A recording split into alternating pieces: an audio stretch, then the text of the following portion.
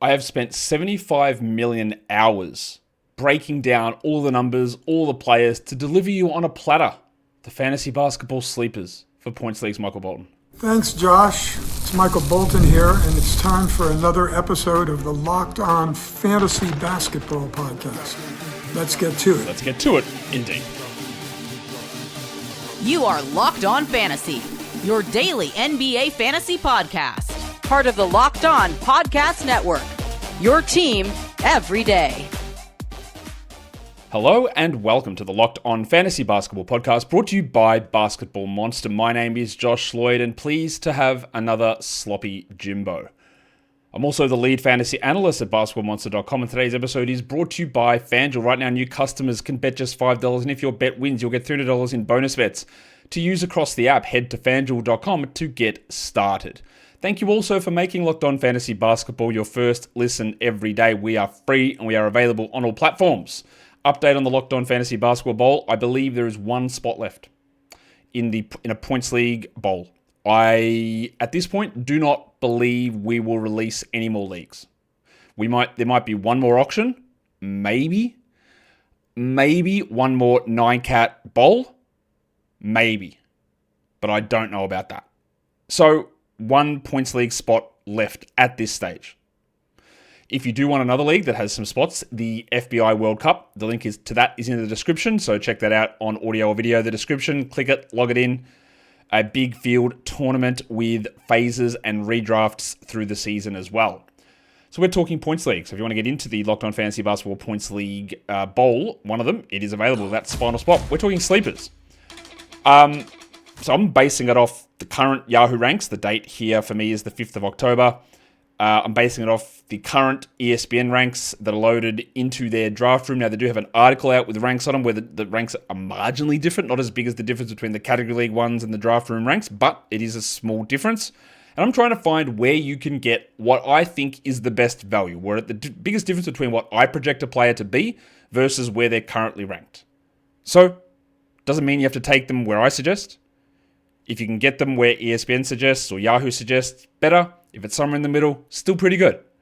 So let's talk about these guys. We've got about 20 to 24 for Yahoo and ESPN of guys that I think are currently just being positioned at the wrong spot. So we might as well talk about these sleepers across the Yahoo and across the ESPN platforms. We'll start off with Yahoo, taking a look at some guys for the default points scoring system. Now, of course, if you run a Yahoo default point scoring system on another platform, that's great. The players and their valuations is still the same, but how they appear in that draft room is different. You might change a scoring system on ESPN to be the same as Yahoo, but then, of course, you'd be basing it off ESPN ADPs and Yahoo. Same if you do Yahoo into Fantrax or ESPN into Fantrax or whatever it is. So I can't account for all of that. I'm mainly looking here at Yahoo Points League's default scoring with Yahoo rankings and Yahoo ADPs, and ESPN default scoring with ESPN rankings and ESPN ADPs. I am not talking about a format which Yahoo decided to release 3 weeks before the start of the NBA season, their new high score format, which not only changes the default scoring, but the whole idea behind how you play fantasy basketball. I will not be talking about that. I will not be talking about this high score format. It is a very different thing, which again, I think is a bad way to go about it, what Yahoo is doing. And if anyone from Yahoo wants to talk to me about it, I will tell you that. But I'm telling you now, that's not what I'm doing. Let's talk Yahoo Points Leagues. Let's talk potential sleeper options. Isaiah Jackson is somehow ranked at 420 with an ADP of 142. Now, Jackson's value is much better in a category league than in a points league, but that doesn't mean that we're not getting value here, because at 420, that's clearly ridiculous. We expect that he will start majority of the games now. Doesn't mean that he's going to play huge minutes, but like 420 is insane very clearly. 140 ADP is just not where you'll get him. If you want to take him in the 110s, 120s, I think that makes quite a lot of sense on Yahoo. A very common flyer center that's similar to Isaiah Jackson, who you take in the same area, that's me getting my Portuguese in early, is Neemias Queta. Queta's got an ADP of 141, but he's ranked at 188. 188 suggests a 16-team league draftable player. He is not. He is a 12-team league draftable player. I expect, and we haven't seen Boston play yet in the preseason, I expect that Cater is the starting center most times. Luka Garza is not good. Chris Boucher is washed up. Cater is also not that good, but he has organizational equity in that he's been there for more than one season. And while Cater, like with Isaiah Jackson, is a better player in your old category formats versus points formats, he is still a top 120 points league guy in my mind, and you can get him now like quite late. So you take him in round 10, do it. If you want to take him in round 9, I don't know if I would, but you can. And round 11, easy call. I don't know why Yahoo dropped Alexander Sarr down to the rank of 105. This is possibly the easiest money you will find. Now, his ADP is at 75 because he previously was ranked in the 70s. And we know how ADP tracks with rank very closely, mostly. Unless it's an egregious rank, and then rank tends to chase ADP, if that makes sense. Like if you see someone who you go, this guy should be the 100th ranked player, he's ranked 300th, well, ADP won't be 300, it'll come in closer to 100, and then rank will adjust to 100. But for other situations where maybe it's not as clear cut, like that ADP at 75 for Sarr will push out. It'll move closer to that 105 now, that they've pushed him at 105. I think that Alex Sarr is, I don't know why he moved that direction. To me, he's close enough to a top 50 points league player. It should have gone the other way. So when he was sitting at 75 or 77 or whatever he was, I was like, okay, I like this. There's value in this. We can be a bit cautious about where the injury is, but I think that's actually totally okay, his injury. But it went the other way by like 30 spots. It's opened up a million rounds of value. Another one of the guys that I spent 10 billion hours doing the research on to discover for you, the number 2 overall pick that no one's heard of, Alex Sarr. I love this. I love this pick. Cam Whitmore is another one he's Alex Sarr's teammate very clearly. I don't know what they're going to do with Whitmore. This team is incredibly weird because there are veterans in Middleton and McCullum. There are young players in Carrington and Johnson. There are Keyshawn Georges. There are Justin Champagnes. There are a million guys. There's even Corey Kispert, who, again, just shouldn't be in the rotation, but he might be. But there's just a million interesting options there, including Bilal Coulibaly, who is not going to be available to start the season. So, and then we heard from, I think it was from Will Dawkins who said this. He said, Bilal's been around. We gave him good minutes last season, a key part of what we do, but we brought Cam in and we want to see what he can do as well. So, number 2 things out of that is that they are going to be mixing and matching minutes quite a bit for a lot of these players in Washington, but also with Bilal out, I expect Cam to get a big shot at things early. Now, Whitmore only played 16 minutes a night last season for Houston, and he was 16 fantasy points. So, point per minute. Let's get him to 27 minutes, and do we get 27 points? Well, I actually think he does more than that, because the usage competition in Washington is very different to what it is in Houston. To me, Whitmore, it is a little more risky than taking an Alex Sarr, because I know that Sarr is going to start, and I know that he is a key piece there. I don't know that for Whitmore, but he's ranked at 164. Again, that's outside of the purview of 12-teamers. Definitely outside the purview of 10-teamers. But a guy who's got, like, I'd say pretty easily top 90 upside, top 90 ceiling, maybe even higher, but should be a top 120 guy pretty comfortably. I like taking Cam Whitmore. Tari this season, maybe? I think sometimes when I talk, I need to be clearer, but then sometimes if I explain too much, people tell me I'm explaining too much. So I don't know. There's never a happy medium. I think that when I've said that the injury to Fred VanVleet helps Tari Eason, and we're excited about Tari Eason, we should draft Tari Eason higher than where he's currently going, that people thought that it was because I expected Tari Eason to start. I did not. Eason could start, or it could be Finney Smith, or it could be Aaron Holiday, or it could be Reed Shepard. I don't know. But I think people thought that me saying that I was excited about Eason was because I thought he was going to start over Jabari Smith, and I didn't really think that at all. And that is not going to happen. But that doesn't matter. My projections don't have Eason starting and playing 30 minutes a night. He's a rank of 141 with an ADP of 123. He's a top 100 player. I am fairly confident in that. In almost any sort of situation. And it's relatively easy selection, I think, to get Tari at that spot without him being a starter. He doesn't need to be a starter. I think there's sometimes this confusion about that. Like, you're basing Josh Giddey's ranking off his 47% three-point shooting. Absolutely not. I've got him at 47% from the field. Like, there are certain ways to look at this. And again, I'm looking at Eason as a bench player, but still think he's really good value there. To me, he's around 100 in a points league, which is great value at, even if it's at ADP of 123 or at his rank of 141. We'll come back with more Yahoo Sleepers in a sec. Today's episode, though, it is brought to you by 5 Hour Energy. Caffeine just got a flavor upgrade. 5 Hour Energy shots deliver tasty caffeine in 17 bold flavors with 2-ounce shot packs. Each 2-ounce shot packs the caffeine of a premium 12-inch imperial measurements. You guys serious? 12-ounce cup of coffee plus B vitamins and nutrients with 0 sugar and 0 crashes. What you gotta love most about 5 Hour Energy is how easy it is to carry them around. The taste is great, the flavor is great, but they're so small. You stick them in your pocket and off you go. Some may say Bob's your uncle, but I don't know who your uncle is. But it doesn't matter because the flavors of 5 Hour Energy will pop you up no matter what your uncle's name is. So enough with boring, flavorless caffeine. It's time to give your caffeine a flavor upgrade with 5 Hour Energy shots. Get the favorites that you love or be bold and try something new in-store or online at 5hourenergy.com or on Amazon today. We're talking the sleepers that no one else is going to tell you so you can crush all of your leagues and opponents, and not only crush them, but maybe even so much so that you drive them to lose their jobs in real life and their family. And that's the goal of this channel. We want people to be destitute and to have no family who want to talk to them anymore. In fact, we probably should be calling their employers after we beat them to tell them how putrid they are at fantasy because they don't listen to this show. So let's go about doing that. Let's go about telling everyone who we beat just how puny they are as humans. And now that you've beaten them, you're entitled to their money, their life, and probably, honestly, a share of their family.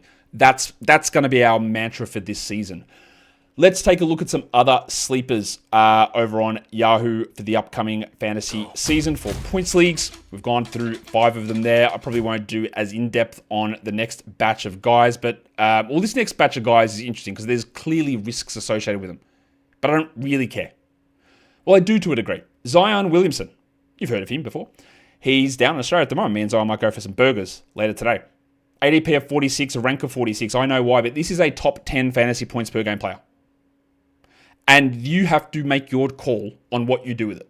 46 is bonkers for his production. Right? I think we're all well aware of that. You have to decide if someone's got an upside of the 6th best player, where does the injury risk come in? Would you take him in round 3? Would you go back in round 2? You wouldn't do first round. Do not do that. That's dumb. But if you're getting him at 46, which apparently you are, that's a top 10 upside player. And yeah, do I think that he's going to play 70 games? Well, it literally happened a year ago, so it could. I don't think he will, but it could. And that's thievery. And that's what you want. Is Mark Williams a risk? A little bit, but he's ranked at 89, his ADP is 82, so I don't really care. Again, if that does not pay off and he plays 40 games, oh well, I'm good. But he should beat this number. Yeah, actually, like pretty easily, without too much of a concern. I think we're talking top 50 fantasy points per game upside for Marky Mark. But of course, there is risk. Shaden Sharp's got a rank of 96 and an ADP of 97. Shaden is probably better suited to points leagues than category leagues. He could easily be a top 70 or even top 60 fantasy points league player. You do not take him there at all. You don't do that. And I don't know whether he's going to start or if it's going to be the Ides of March Jeremy Grant in that starting line. But I know that with Scoot Henderson out, the 7 has been whittled down to 6. In fact, they do have 6-7 type of starters on this team. Is it Sharp or not? I don't know. But also, it is worth noting. So we can be worried about that, and rightfully so. How do they fit the 6-7 starters into 5 starting spots? But if you go past the 7th player, yeah, it's bad, yeah? So if I was Chauncey Billups, I would be leaning into those 6-7 starters, starting caliber players. And then I wouldn't worry too much about big minutes for Matisse Thybulle or Young Hun Sen or Blake Wesley or Chris Murray. They're there to fill in the gaps. So while it wouldn't be ideal if Shaden came off the bench, he can get 32 really without worry. And one way you can look at that without being too worried about it, go to Miami and look at what Davion Mitchell did last season. He came off the bench and played 34 minutes a night. It's not easy, but when the other depth is trash, it is possible. So I do like Shaden there. Kevin Porter Jr.'s got a rank of 115 with an ADP of 122. Historically, Kevin Porter has been one of the best blokes in the league, but also he's been better in points leagues than in category leagues, and at least that last part of that sentence is true. But Glenn Rivers said that he'll be the starting point guard, and he may not be all the time, and he may not be the closing point guard, but I also don't care. When we're talking about a guy where I look at it and go, If he's like a 29-minute starter, is he a top 80 points league guy? Probably. If he plays 34 minutes, is that a top 50 player? Probably. And I can get him at 115? Yeah. Uncovered it that no one else could find that information. This is the only place you'll hear about that. And then Demetrius Morant. He's ranked at 45 with an ADP of 39, just very similar. Just whatever I said about Zion, put it there for Ja. He will see more usage this season. He may see more minutes. I don't know what Isolo is going to do, but it is games played. And this is a first-round adjacent fantasy points league option, perhaps. And you might be getting him in the 5th. Right? You should be feeling okay about that. What about Toumani Camara? He is undervalued in, I think, all formats. He will be absolutely locked in to start. By the way, Portland fans, if you're watching this, and Toronto fans, don't get upset about this. I think Portland fans may have overtaken Toronto in being the most absolutely insane online commenters. Like, it is craziness. Every time I say anything about Portland, there is just a bunch of insane comments. You never watch games. You don't know what you're talking about. Can't wait to prove you wrong. Everything about this team is gone on the up. We're awesome. Guys, settle down. Toronto, you got to step your insane game up because Portland's coming for you. Portland's doing the combination of insane Portland fans times insane Denny fans, and it's a lot, man. So congratulations to you guys. So I'm a little bit hesitant to tell you that I actually like Shaedon Sharpe or I like Toumani Camara because I don't want to be on your side. You're in my sights now, Portland fans. Some of you are cool though. Camara, ranked 123, ADP 106, better category league guy than points league guy, but that also does not matter here because I think this is a top 90 points league guy with a very good security of role, and even if he doesn't improve significantly from last season, we're going to be all right. We're going to be pretty good here. So I wouldn't be hesitating in any way in taking Camara. Let's talk about the bucket, John Kuminga, who's got a rank of 128 and ADP of 130. Now, I don't think Kuminga's going to start for the Warriors, but I do think that if Jimmy gets hurt or if Draymond gets hurt or let's say Horford gets hurt, then he could. Last season, he averaged 26 fantasy points. That was good for 123rd in 24 minutes. And even if he repeats that, he's ranked at 128. Like, that's literally bang on. What if he plays 26 though? What if he does a little bit more? What if his efficiency goes up from dog shit to sub-dog shit? I don't know. But I do think that Kuminga is, now that the situation is settled, he might be traded somewhere else. In fact, he almost certainly is. But I'm not sure it'll be to a worse situation. So when we're talking about, like, this is bench zone. Love it. All about it. Jakob Poeltl is a guy that has not moved up in the rankings yet, and I thought he would. He's ranked at 84. I don't really get why that is the case. This is a top 60-ish player. I'm not worried about injuries. I'm not worried about tanking. I'm not worried about shutdowns in Toronto. This is just easy. Get your 20 spots of value and cook it off. Jalen Green is the victim of whatever it is that Yahoo is doing. Yahoo deliberately trying to create confusion amongst fantasy basketball users and sabotage their love for the game, obviously, by making everything into default points and then adjusting their rankings at the last moment to be focused on categories. If you can figure it out, please drop me a note. Jalen Green is a victim of that. But that means if you know, that means you can just get him late. Because Jalen Green's ADP is 66, but he's been rank pushed out to 83, and that ADP will drift. And we're talking points leagues. This is a top 50 upside points league player. So this is where you get value. This is how you extract it. Andy Wiggins has a rank of 103 on Yahoo. And I just think that he's just a player for a number one overall pick who's had incredibly strong championship runs. No one cares about. No one cares about this guy. Does anyone ever talk about him? No. And whatever, that's okay. I think in a points league, we're talking top 75 here.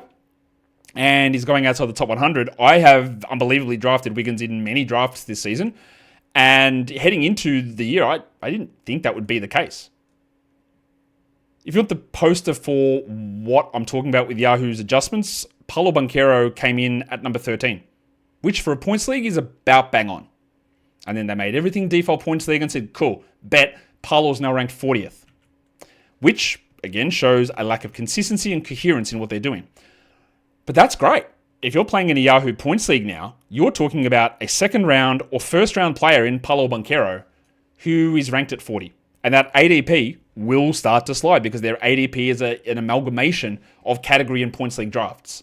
So it's already out to 17. It'll push to the 20s. It'll get to the 24, 25. And because he's ranked at 40, if your league is not switched on, if you're in the position to go and steal their family, that's how unswitched on they are, then you are going to get Palo in round 3, and then that could be over for that league. So that is an amazing one. Julius Randle, another victim of the Points League kerfuffle. He's ranked at 75. This is a better player than that. He's not losing his starting spot. He's not losing his role. He's a borderline top 50 Points League guy. Like, let's just do it. And then Jaden Ivey has a rank of 102 on Yahoo. Now, I do think he's going to start. I think he's going to be a top 100 per game player pretty comfortably. Could hit the top 80 in a Points League. And at 116 ADP, rank 109. Not sure you got to worry about that all that much. We're going to come back and address the ESPN ones. 24 players, some crossovers, but ESPN points coming up. Today's episode is brought to you by FanDuel. The NFL season is here. And FanDuel has an offer that you don't want to miss. Right now, the new customers can bet just $5. You get $300 in bonus bets if you win. That is right. Pick a bet, put 5 down, get $300 back in bonus bets if you win that bet. And you can use it across so many things on FanDuel. You might be sitting there as a casual watching a sport you don't know about. And you go, I've got some bonus bets. Maybe I throw it on the WNBA finals. Maybe I throw it on NHL opening night. Maybe you don't know anything about the NBA. Not sure why you're watching this. But you want to throw it on futures there. NFL, college football, player props, parlays, same game parlays, live betting. FanDuel has all of that. It's a fun and exciting way to put your knowledge to the test. So what are you waiting for? Visit FanDuel.com to download the FanDuel app today and to get started. Don't forget to gamble responsibly. Maybe I should chuck a different warning in at the back of those. What are you really gambling with? That's another one. We'll throw that one in. All right, we're talking fantasy basketball sleepers. We're going to head across to the ESPN platform, the doyen of fantasy basketball apps who just take everything so seriously. And one of the games I like to play on ESPN is who is the player who's on a roster that's not available to be drafted in ESPN. Now, I haven't come across one yet, but I'd love to hear your feedback on this. If you are on ESPN, is there a player that you're in a deep league or a dynasty that is currently on a roster that is unavailable to be added? Because this happens so many times. There'll be players who've been on rosters. One last year that was great was Johnny Juzang, who'd been playing for 3 years and wasn't available to draft. So who's the guy? Who's the guy this year that it's going to be?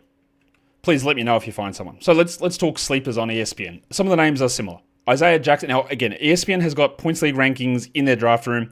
When you go into your Points League on ESPN and you look at the projections, you can see names there, but there is an article that has marginally different numbers. Now, for most of these, for some reason, they're just all one spot off, so I don't really know what happened there, but whatever. Isaiah Jackson's ranked in draft rooms at 235. On the article they put out, which only goes to the top 150, he's not listed because he's obviously well down low. This is an easy pick for Isaiah Jackson, and once more, it is pretty simple to talk about our valuation of him being better in category leagues, but I also think that this is an easy draftable guy in points leagues. Reed Shepherd is ranked at 211. Now, I would have to imagine that there is an adjustment coming because on their category league ranks, he's at 53.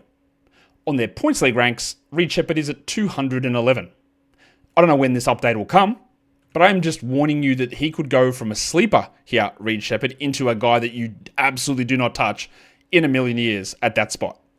So I've got him around 120 for ESPN points leagues, but like I said, he's up to 53 on their category numbers, which is ridiculous.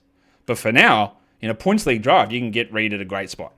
Brandon Miller, for I don't know what reason, but he sits at 108. 107 on the written article. Again, not sure why there's a one spot difference. Why are we actually that worried about injury from a wrist ligament thing from last season? Because this guy, well, on Yahoo points, he was 64th. On ESPN points, he's similar. I don't. This just feels like massively off. I don't get this. I think he's a 50-ish best player for points leagues. This is just hugely off for Brandon Miller. He hit almost 4 threes a game last season. Maybe he doesn't do that, but 21, 5, and 3.5 with a steal. Yeah, he was a little bit inefficient, but 40% from the field, that can literally only really go one way, I think. Unless he's going to turn into Alex Sarr or Jeremy Grant. I don't know why it would go the other way. This is easy. Bradley Beal, you might hate the idea of drafting him, and I understand that, but he's at 143. Default ESPN leagues are 10-team deep. They're suggesting leave him on the waiver wire. I'm suggesting don't do that. Now, Beal is dealing with a knee problem in preseason. You'll be shocked to know. But he's going to start. he's going to be better than the last pick in your draft. He's going to be a top 100 player on a per-game basis, I'm pretty confident. And you don't take him at 70 or 80 or even 90 if you don't want to. You can just get him with like your last pick. A ranking of 143 is crazy. I think he's a top 100 per-game guy. And then Matas Buzelis. I do think that an adjustment will come for this one, but it's still sitting there at 138. And Buzelis, we haven't seen the Bulls yet in preseason. Buzelis, I'm pretty sure he's going to start. Pretty sure he's going to be a top 90 player. And with upside for top 60 maybe. The floor at least is like 110. And even then, I think you're getting value at 138. So these are pretty easy pickings. Sort of selections, I think, on ESPN for points leagues. Actually, Kristaps Porzingis is a tough one. I'd already talked about the risks with Morant and Zion Williamson, and we know that does carry across to ESPN as well. Porzingis had hepatitis KP last season and couldn't play and has had a lot of knee injuries. But 78, like what are we doing? His ADP is 79. His ranking on their sheet is 77. If Porzingis starts, or even if he doesn't, if he plays 30 minutes a night, this is cooked by 40 spots easy per game. If he plays 60 games, he'll smash this by totals. If you had to make a decision to take Porzingis at 50 or 40, I get it. You'd be like, okay, maybe he's 30th best, or I'd take him before, I don't know. But at 78, remember, when you talk ADP, which is 79 for Porzingis, that's an average, meaning that some are going above, some are going below. So he might sit in the 90s or in the 80s, and you have got like zero risk of Porzingis there. Like, absolutely zero risk. Just an easy decision. Brandon Podziemski, for some reason, is at 147. D'Anthony Melton's not going to start to begin the season. He's going to be unhealthy, ACL recovery. Buddy Hield is there, Moses Moody is there, but Podziemski's better than these guys, I think. And I do think that he played better with Jimmy Butler. His minutes will rise. Again, when we're talking about what is the risk here, it's zero. It's zero. This is a waiver wire player who can be a top 100 guy. Sarr Thompson has not been adjusted yet. He's at 106. Sarr, I believe, is going to do a lot more than what he did last season, even though I still have some reservations. Top 65 is realistic. Like, top 50 is possibility. Top 40 is upcase. Upside, best case for Sarr. Again, easy. Emmanuel Quickley is ranked at 100, and you shouldn't need me to tell you that A, Toronto sucks, but B, that Quickley's better than this. This is a top 60-ish player, and yeah, I would go way higher on him if they didn't have Ingram, Barnes, Barrett around. He is their best three-point shooter. Yes, he's a better shooter than Dick. Is he a better passer than Barnes? Debatable, but he's a very good dribbler. He's a key part of what they did, and his season was ruined by injuries. And again, what is the risk at 101? It's nothing. And then Drew Holiday sits at 134. Now, again, they have not updated since Scooter Henderson got hurt. And I think Drew was going to start anyway because you don't target somebody without any plans to use them. I think that he can be a top 100 points league guy with a marginal usage bump on what he did in Boston the last two seasons. But again, we're talking about incredibly low risk last couple of rounds whose value is higher early on. And if it falls away later, you drop him. All good. A repeat of Tamani Kamara. Portland fans, I'm one of you. Kamara is just too late. It's too obvious. It's too late. He's a top 90-ish points league guy, I think, and we're at 120. That's easy. Peyton Pritchard sits at 87. I do think that any adjustment that comes will bump him a lot higher than that. His original category rank was 156, and he's come in a lot since then, and in points he's at 87. I think that we're talking borderline top 60 here in a points league for Pritchard. You don't have to take him there, obviously. If you get the later you get in, the better it is. And as with all of these players, you don't have to get them. You don't have to. If you do, and it's at an appropriate spot, that's great. But you don't have to take Pritchard at 40 just to get him. That makes no sense. If you get him at 70, fantastic. 65, I still actually think that's fine. 60, well, you cut a bit of value off it, but I think he hits it. But at 187, like, I love it. Talked Sarr Thompson. And now I'm talking Amen Thompson. Pretty easy. 43. Again, was this Has this been adjusted since Freddles Van Vliet has been injured? I don't think so. I think that Sarr, best case, is the 10th best player for ESPN Points Leagues. I think Sarr is going to play 1 million minutes with maybe even not that much usage, but ball handling, increased opportunities. Worst case, he's 20th in an ESPN Points League. Worst case. So we love this. What about Don Klingen, ranked at 118? I don't believe that Young Hun Sen will take over as the starting center. I don't believe that Klingen's a great long-term prospect. I don't believe that Klingen's going to blow us away or break out or anything like that. But I do believe he's a top 100 player this season for points leagues, and sitting at an ADP or rank of 118 and an ADP of, even worse, 129. What is going on there? Like, Klingen should beat that easy. He played 20 minutes a night last season, so it's surely going up. I don't understand any hesitance in taking Don Klingen. It seems easy to me. And then, as much as you may hate the guy, as much as you may be jealous of his skills on the mic, Paul George at 98, if we want to talk about like what on earth is possibly the risk of this. And I have Paul George projected very conservatively. Like, per game, maybe 70th. Maybe. Because I'm worried about minutes. I'm worried about how the usage plays out. But if for some reason he stays healthy and Embiid is not, then that usage is going up. And I would expect some of his shooting woes from last season to correct. And there's just no risk at 98. This is what so many of these picks are about. Like, what on earth? Now, again, some of them, you want to take Zion, yeah, there's a risk. All right? Paul George at 98? Not really, I don't think. 5 more guys for ESPN. Nemeash Keita should be starting for Boston. He's a last pick ranked player at 137. Easy money. Shaden Sharp's at 94. Again, I detailed some of the concerns with being from Portland, but also in his game or what his role is, but the upside here is top 70. Even though I have him projected as a bench player, I think top 70 is a reasonable expectation. It could be top 50 if he actually truly does break out and finds big minutes and big usage. But, like, 94, I'm all good with it. Tari this season's at 119. I detailed him earlier as well. Van Vliet's injury does help, but I literally do not care that he's coming off the bench. There's enough value in him to be close to a top 100 player, irrespective of starting. Alex Sarr is ranked at 77. So when we talked about Yahoo and he went the other direction, I was like, this is pretty dumb. ESPN's got a reasonable rank on him at 77. Very reasonable. That's fine. But in points leagues, he's better than this. I think he's, again, closing in on top 50. Maybe top 60 if you are really worried about the efficiency, which has an impact in ESPN. But I'm also not going to sit here and tell you that I think that Alex Sarr is going to play 27 minutes a night like last season. I think it has to go up. And the last name to talk about, again, there's a lot of Portland talk in here because guess what, Portland fans? I actually like the fantasy value of some of your players, even though you might be a little bit delusional. Denny Avdia is sitting at a spot that just shouldn't be sitting at. If you go into a category league draft, he's at 106. Bonkers, maybe the best pick on the board. In a points league, he's at 63. And you go, well, that seems more reasonable. I don't think so.